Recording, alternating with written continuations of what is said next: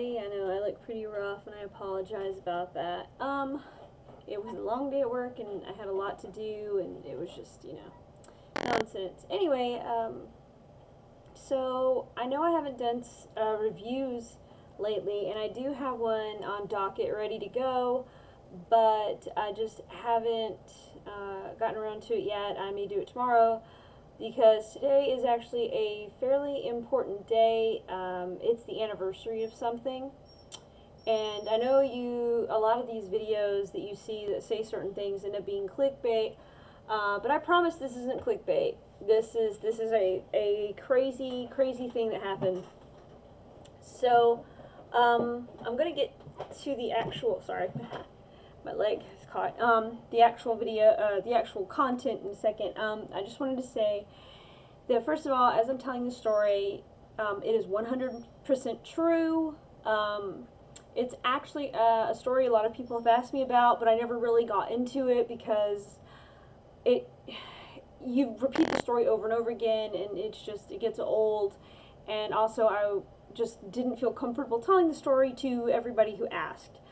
So now, 3 years later, I'm going to tell this story, and actually, like I said, today is the anniversary of the story, and if you hear weird little noises, the dog is right next to me in his crate, and he's supposed to be going to sleep, but he's being a butt.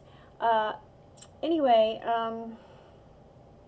so we're going to start. I'm going to give a little background and everything, but what I was going to say is, because it is 3 years later, even though this story is kind of has tragic stuff in it and everything, I may not have an emotional reaction.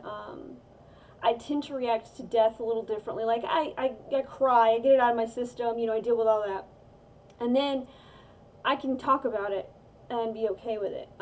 That's just how I've always been. I've had a lot of death in my life, so I hate to say that I've become desensitized to death, but I kind of have at the same time, because I've had so much. Disclaimer, this is going to be some pretty heavy stuff in this video. Also, I want you guys to understand that when I explain what happened, I'm not looking for sympathy. I'm not looking for, I don't care if you feel sorry for me. Don't feel sorry for me when I get to the story, because it's not that, it was a big deal at the time, but I've moved past it. Like I said, I'm mainly doing this because a lot of people have questions, and I can kind of cover all the bases that I can post this up on my Facebook and, all that kind of stuff. And then tomorrow I will do a review, I promise. I just needed to get this off my chest. Alright, so we're going to rewind to 2016.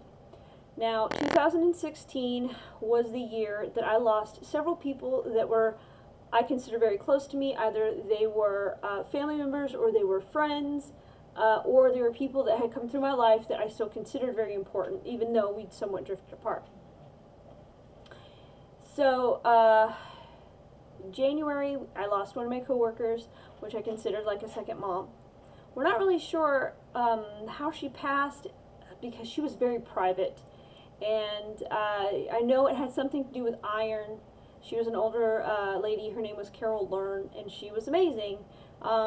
She was very feisty, but she had passed, okay? In March, which I will get to the individual stories at some point, but in March, I lost my best friend, coworker, which was Miranda. Miranda and I were like two peas in a pod. We had worked at my job for the same amount of time, pretty much, and we were just inseparable. And she went to Lagos, Africa, and she had diabetes and she was overweight. And what ended up happening is, because she did not condition herself, look, listen to me, guys. When you are going to go somewhere where you're basically going to be in the bush, and you're not going to be near medical facilities, and you're going to be in a humid, hot area with lots of walking, condition yourself. Start walking months before. Start getting your body ready for that kind of weather, because that was what happened. She went a week in Lagos, Africa, and then the following Monday, because I think she was staying for 2 weeks, she fell, had a seizure, and passed away from a heat stroke. And because it was in the bush, there was nowhere for her to go to get medical help soon enough. So she ended up passing away. So that was the two of the deaths. I actually had 5 or 6 deaths happen that year. But the one that I'm going to talk about now, and the other deaths were a guy named Matt, my grandma on my stepdad's side, my great aunt, voice actor C. Martin Coker, who I was friends with, and now this one.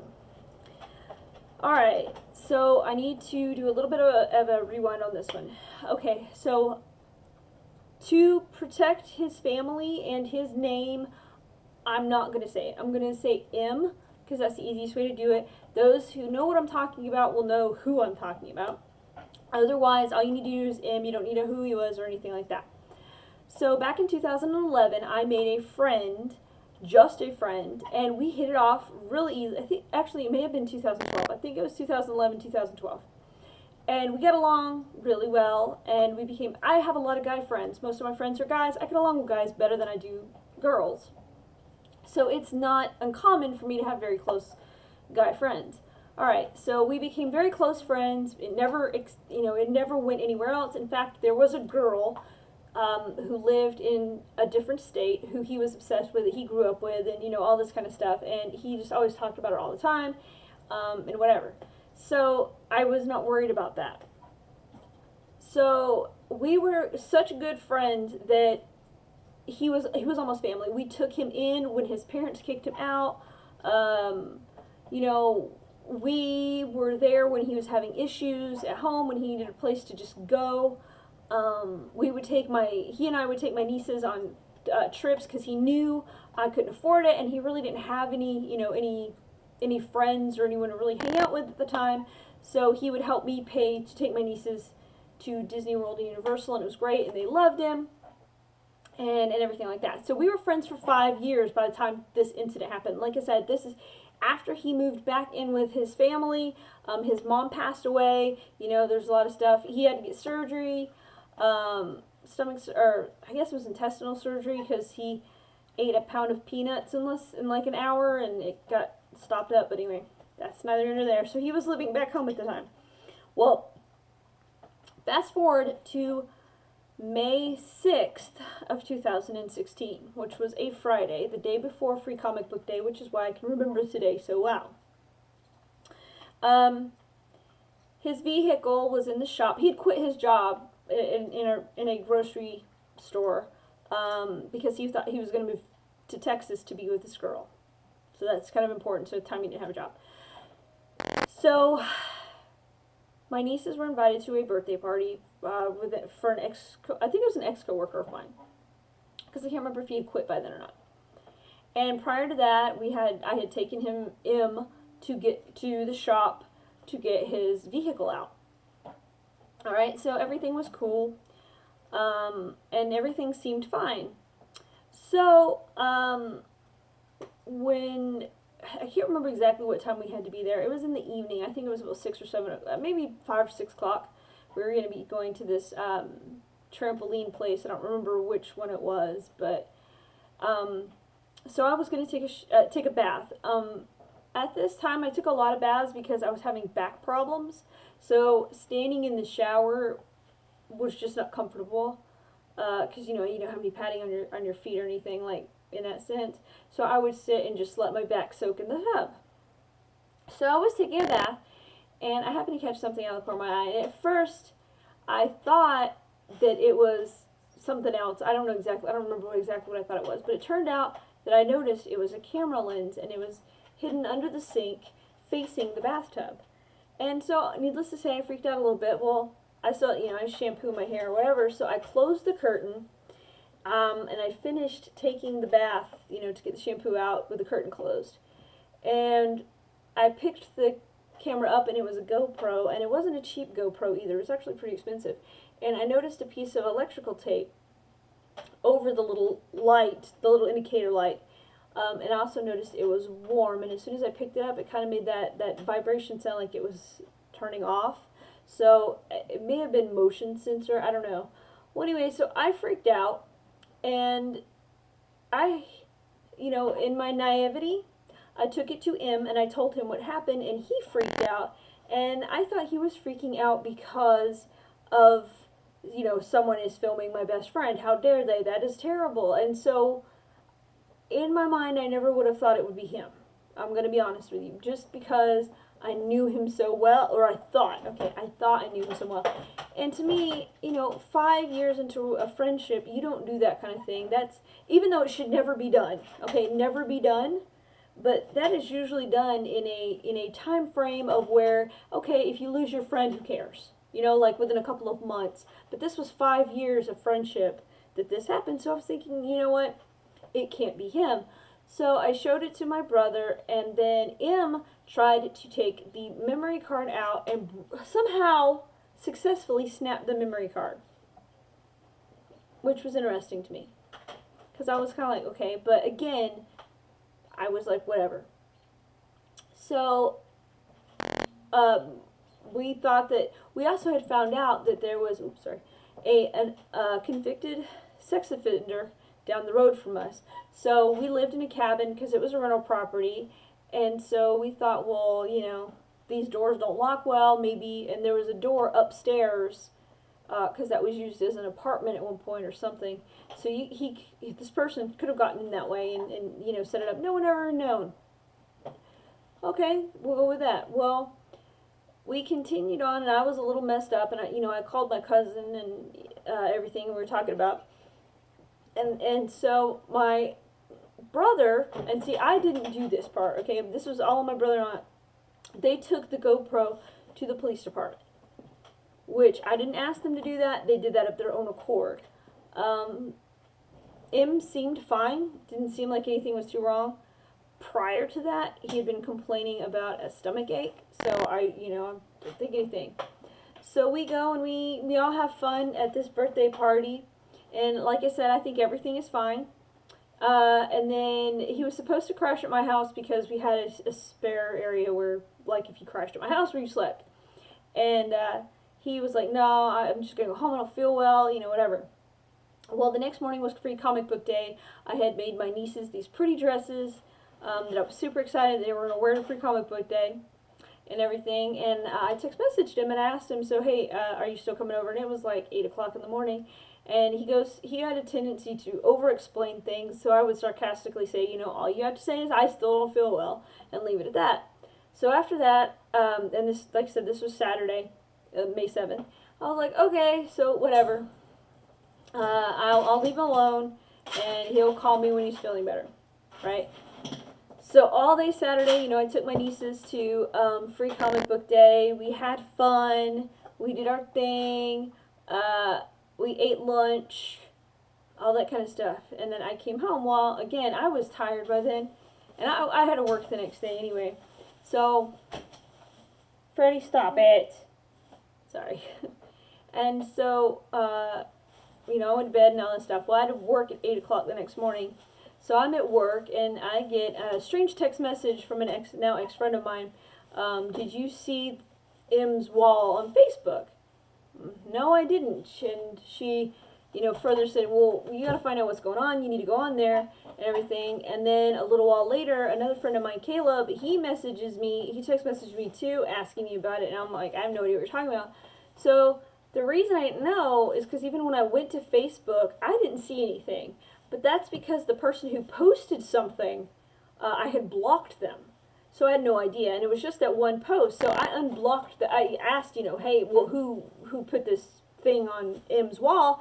And they told me, and so I unblocked that person, and I saw it, and it said something like, I'll miss you, brother, or I can't believe you're gone, and I was kind of confused. Okay, now this is May 8th now, when I had to go to work. And so I called my manager, and I said, I don't know what's going on, but something has happened, and I need to go. And I was trying not to cry.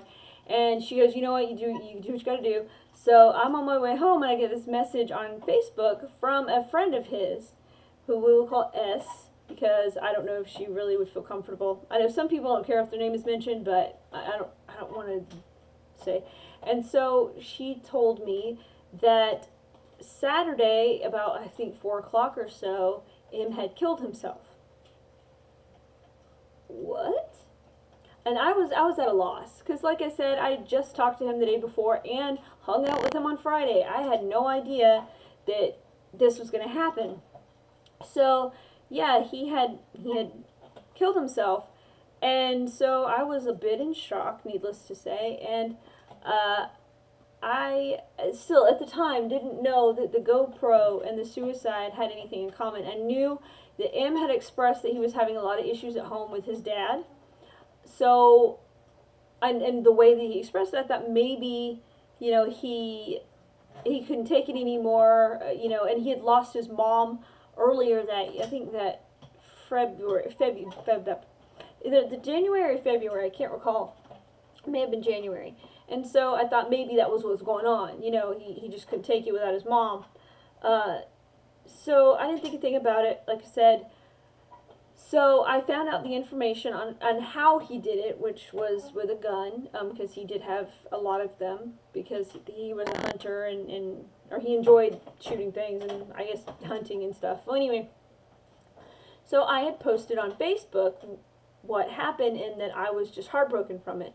Well, Monday morning I received a phone call from his father, whom I didn't even know had my number, and he went off on me and told me basically that I needed to take that down.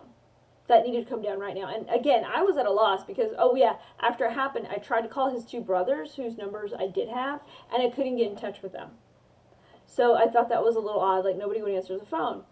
So anyway, so Monday his father told me, you know what, you need to just, whatever.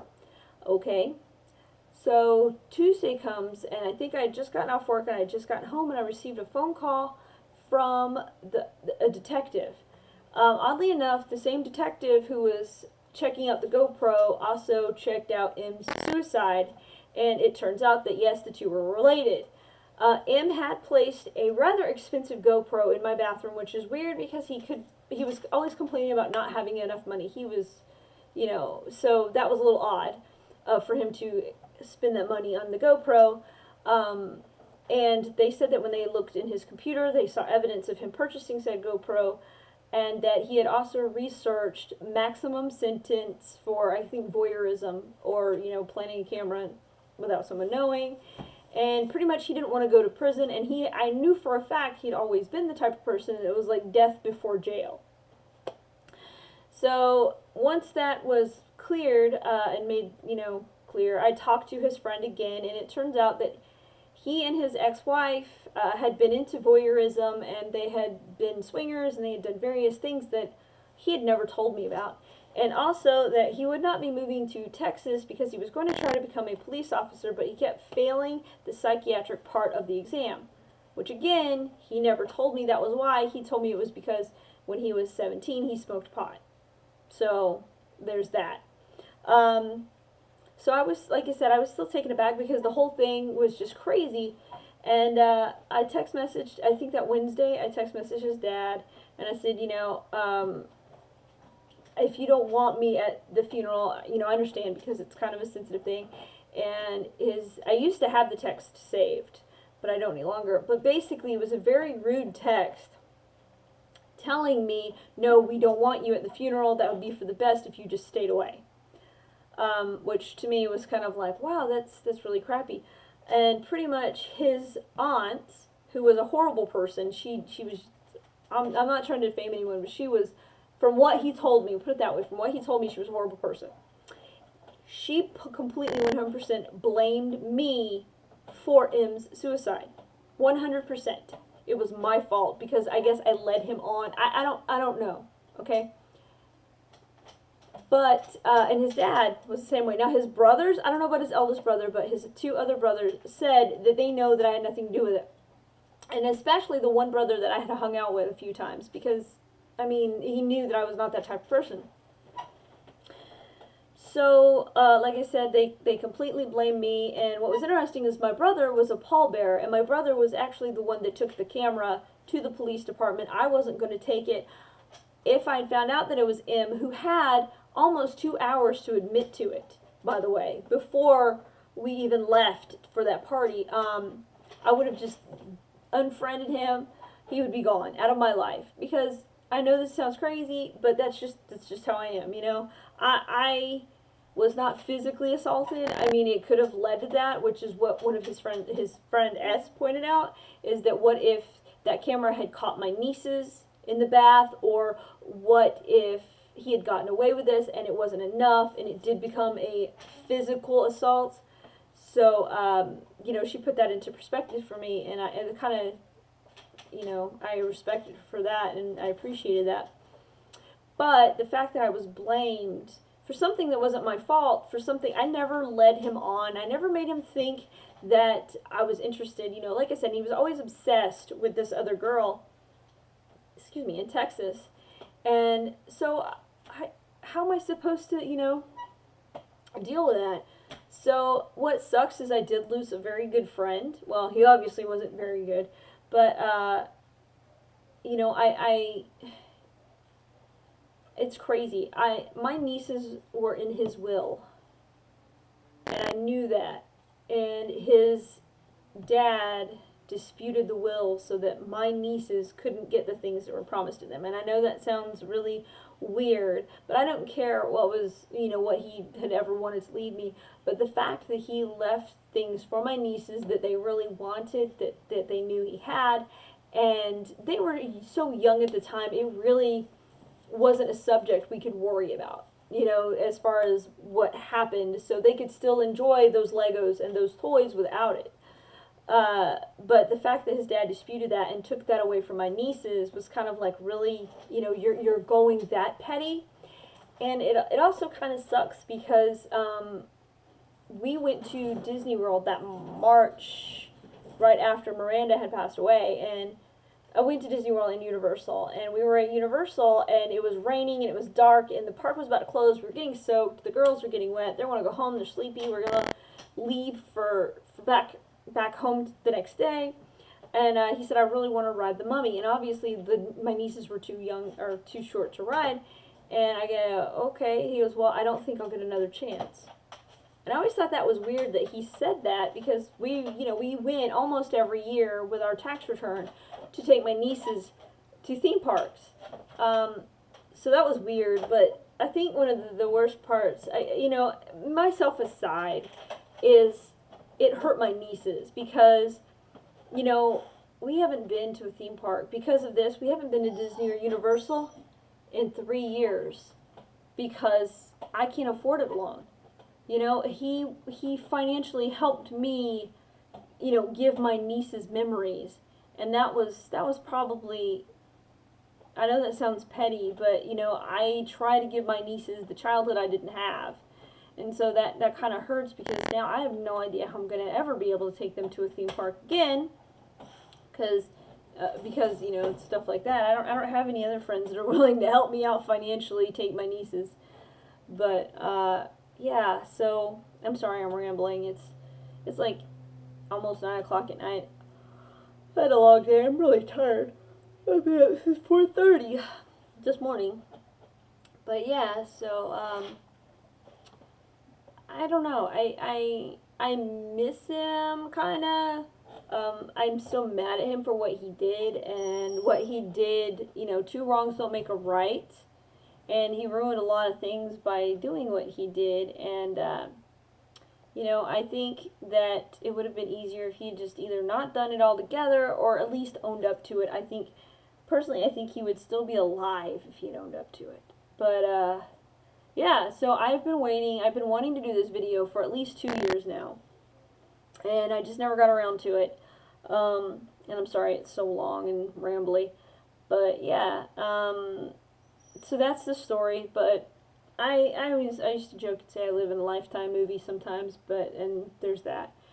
But anyway, so I hope this was informative, and this just kind of proves that you never know. Like, you can think somebody is one thing, and that you can trust them, and, you know, everything is cool, and then there's a GoPro in your bathroom, and then they kill themselves the next day. So you just don't know. But anyway, I'm going to go now, and I hope you guys have a great evening, and I hope my video helped. Maybe maybe it helps some people who are in similar situations, anything like that. So you guys have a great night, and I will be back tomorrow with a review, I promise. Take care.